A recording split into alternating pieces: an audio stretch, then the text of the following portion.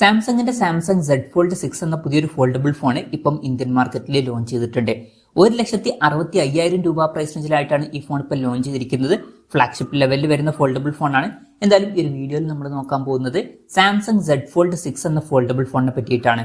നമ്മൾ ആദ്യം ഫീച്ചേഴ്സും കാര്യങ്ങളൊക്കെ നോക്കുകയാണെന്നുണ്ടെങ്കിൽ ഡിസ്പ്ലേ കാര്യത്തിൽ 7.6 ഇഞ്ചിന്റെ QXGA+ ഡിസ്പ്ലേ ആണ് വരുന്നത്. റെസൊല്യൂഷൻ വരുന്നത് 1856x2160 ആണ്.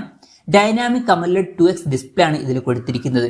പിന്നെ ഇതിൽ അണ്ടർ ഡിസ്പ്ലേ സെൽഫി ക്യാമറയും കാര്യങ്ങളൊക്കെ വരുന്നുണ്ട്. അത് ഇൻട്രസ്റ്റിംഗ് ആയിട്ടുള്ള ഒരു കാര്യമാണ്. അപ്പോൾ സെൽഫി ക്യാമറ നമ്മുടെ സ്ക്രീനിന്റെ ഉള്ളിലായിട്ടാണ് വരുന്നത്. ഇപ്പം സാംസങ് Z Fold 5 എന്ന ഫോൾഡബിൾ ഫോണിലും ഇതുപോലുള്ള ഒരു അണ്ടർ ഡിസ്പ്ലേ സെൽഫി ക്യാമറ ഒക്കെ തന്നെയാണ് വന്നിട്ടുള്ളത്. പിന്നെ ഇതിൽ മാക്സിമം 120 ഹെർട്സിന്റെ റിഫ്രഷ് റേറ്റ് ആണ് സപ്പോർട്ട് ചെയ്യുന്നത്. പീക്ക് ബ്രൈറ്റ്നസ് 2600 നിറ്റ്സ് വരെ വരുന്നുണ്ട്. പഴയ വെർഷനേക്കാളും കുറച്ചും കൂടി ബെറ്റർ ആയിട്ടുള്ള പീക്ക് ബ്രൈറ്റ്നസ് ഇതിൽ വരുന്നുണ്ട്. പിന്നെ എടുത്തു പറയേണ്ട കാര്യം എന്ന് പറയുന്നത് ഈ ഒരു ഡിസ്പ്ലേ നമുക്ക് ഫോൾഡ് ചെയ്യാൻ പറ്റുന്നതായിരിക്കും. ഇത് ഉള്ളിലുള്ള ഡിസ്പ്ലേ ആണ്. ഇനി ഫോൾഡ് ചെയ്ത് കഴിഞ്ഞാൽ പുറത്ത് ചെറിയൊരു ഡിസ്പ്ലേ വരുന്നുണ്ട്. പുറത്ത് ഒരു ഹാഫിലായിട്ട് 6.3 ഇഞ്ചിന്റെ ഒരു HD+ ഡിസ്പ്ലേ വരുന്നുണ്ട്. 968x2376 എന്ന റെസൊല്യൂഷനിലാണ് ഈ ഒരു ഡിസ്പ്ലേ വരുന്നത്. ഡൈനാമിക് AMOLED 2x ഡിസ്പ്ലേ തന്നെയാണ് ഇതിലും വരുന്നത്. ഇതിലും 120 ഹെർട്സിന്റെ റിഫ്രഷ് റേറ്റും കാര്യങ്ങളൊക്കെ സപ്പോർട്ട് ചെയ്യുന്നുണ്ട്. പിന്നെ ഇതിൽ പഞ്ചോൾ ഡിസൈൻ ആണ് കൊടുത്തിരിക്കുന്നത്. പഞ്ചോൾ വരുന്ന ടോപ്പ് സെന്റർ ഭാഗത്തായിട്ടാണ്. ഈ ഒരു ഡിസ്പ്ലേയുടെ ഫ്രണ്ടിൽ ഗൊറില്ല ഗ്ലാസ് വിക്ടസ് 2ന്റെ പ്രൊട്ടക്ഷൻ ഒക്കെ വരുന്നുണ്ട്. അപ്പോൾ നല്ലൊരു പ്രൊട്ടക്ഷൻ കൊടുത്തിട്ടുണ്ട്. അതുപോലെ തന്നെ പീക്ക് ബ്രൈറ്റ്നസ് 2600 നിറ്റ്സ് വരെ വരുന്നുണ്ട്.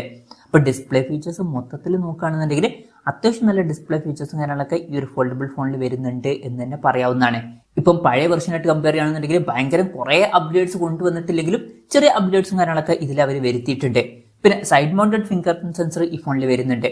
ഫോണിന്റെ വെയിറ്റ് വരുന്നത് 239 ഗ്രാം ആണ്. ഇപ്പോൾ ഫോൾഡബിൾ ഫോൺ ആണ് എന്നുള്ള കാര്യം കൺസിഡർ ചെയ്യുമ്പോൾ ആ ഒരു വെയിറ്റ് അത്യാവശ്യം കുറവൊക്കെ തന്നെയാണ് എന്ന് പറയാവുന്നതാണ്. പിന്നെ ഓപ്പൺ ചെയ്തു വെക്കുന്ന സമയത്ത് തിക്നെസ് വരുന്നത് 5.6 mm ആണ്. അതുപോലെ തന്നെ ക്ലോസ് ചെയ്തു വെക്കുന്ന സമയത്ത് തിക്നെസ് വരുന്നത് 12.1 mm ആണ്. പിന്നെ IP48 റേറ്റിംഗ് ഇതിൽ സപ്പോർട്ട് ചെയ്യുന്നുണ്ട്.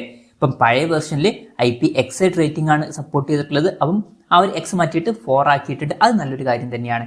പിന്നെ ഇതിൽ ആർമർ അലൂമിനിയം ഫ്രെയിമും കാര്യങ്ങളൊക്കെയാണ് ഉപയോഗിച്ചിരിക്കുന്നത്. ബാക്ക് ബോഡി ഇതാണ് വരുന്നത്. ഗൊറില്ല ഗ്ലാസ് വിക്ടസ് 2ന്റെ ബാക്ക് ബോഡിയും കാര്യങ്ങളൊക്കെ ഇതിൽ കൊടുത്തിട്ടുണ്ട്. പിന്നെ ഈ ഒരു ഫോണിന്റെ നാവി, അതുപോലെ തന്നെ പിങ്ക്, പിന്നെ സിൽവർ ഷാഡോ എന്നീ കളർ വേരിയൻസ് ആണ് ഇപ്പോൾ ലോഞ്ച് ചെയ്തിരിക്കുന്നത്.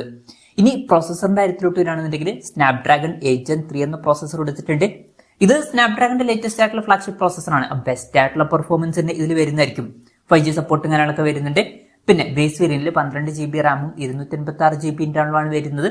12 GB റാമും 512 GB ഇന്റേണലുമായിട്ട് വരുന്ന വെർഷനും, അതുപോലെ തന്നെ 12 GB റാമും 1 TB ഇന്റേണലുമായിട്ട് വരുന്ന ഒരു വെർഷനും വരുന്നുണ്ട്. LPDDR5Xന്റെ റാമും അതുപോലെ തന്നെ UFS 4.0 സ്റ്റോറേജ് ടൈപ്പും കാര്യങ്ങളൊക്കെ ഇതിൽ വരുന്നുണ്ട്. പിന്നെ മെമ്മറി കാർഡ് സ്ലോട്ടും കാര്യങ്ങളൊന്നും ഇതിൽ കൊടുത്തിട്ടില്ല. NFC-യുടെ സപ്പോർട്ടും കാര്യങ്ങളൊക്കെ ഈ ഫോണിൽ വരുന്നുണ്ട്. നോക്ക് സെക്യൂരിറ്റി ഇതിൽ കൊടുത്തിട്ടുണ്ട്.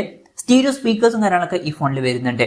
പിന്നെ Android 14 ബേസ് ആയിട്ടുള്ള 1UI സോഫ്റ്റ്വെയർ ആണ് ഈ ഫോണിൽ വരുന്നത്. എടുത്തു പറയേണ്ട ഒരു കാര്യം എന്ന് പറയുന്നത് ഈ ഒരു ഫോണിൽ 7 കൊല്ലത്തെ OS അപ്ഡേറ്റും കാര്യങ്ങളൊക്കെ ലഭിക്കുന്നതായിരിക്കും. വളരെ കൂടുതൽ കാലത്തേക്കുള്ള OS അപ്ഡേറ്റ് ലഭിക്കും. അത് എടുത്തു പറയേണ്ട ഒരു കാര്യം തന്നെയാണ്. ഇനി ക്യാമറയുടെ കാര്യത്തിലോട്ട് വരികയാണെന്നുണ്ടെങ്കിൽ ഫോണിന്റെ പിന്നിൽ ട്രിപ്പിൾ ക്യാമറ സെറ്റപ്പാണ് കൊടുത്തിരിക്കുന്നത്. 50 മെഗാപിക്സലിന്റെ f1.8 അപ്പേഴ്സിൽ വരുന്ന മെയിൻ ക്യാമറ സെൻസറാണ് ഈ ഫോണിൽ വരുന്നത്. ഇതിൽ OSന്റെ സപ്പോർട്ടും കാര്യങ്ങളൊക്കെ വരുന്നുണ്ട്. പിന്നെ 12 മെഗാപിക്സലിന്റെ f2.2 അപ്പേഴ്സിൽ വരുന്ന അൾട്രാ വൈഡ് ആംഗിൾ ലെൻസും വരുന്നുണ്ട്.